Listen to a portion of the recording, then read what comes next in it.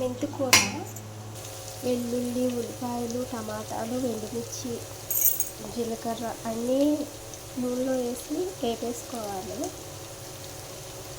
ఇది వాటర్ లేకపోతే ఇలా మెంతి కూర వేసి కలిపేసుకున్న తర్వాత కొద్దిసేపు ఉడకనివ్వాలండి.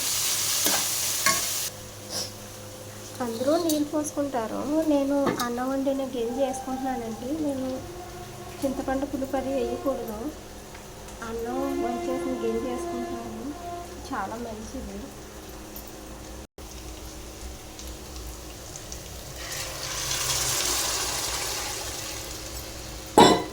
కొంచెం ఉడకనిచ్చిగా టమాటా వేసి కారం వేసి దించేసుకోవడము. పప్పు ఉడికేసిందండి, పప్పు ఉడికేసింది. టమాటాలు వేద్దాం. టమాటాలు వేసేసాం. ఉప్పు అండి, కల్లుప్పు,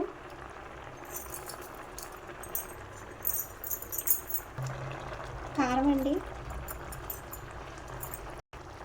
చూడండి ఎంత బాగా వచ్చిందో. గంజి చాలా మంచిదండి, ఎండాకాలం కదా, తాగితే చాలా మంచిది, ఆరోగ్యానికి కూడా. చెప్పాలండి కూర ఎలాగా ఏమన్నా తప్పుగా చెప్పుంటే సారీ అండి.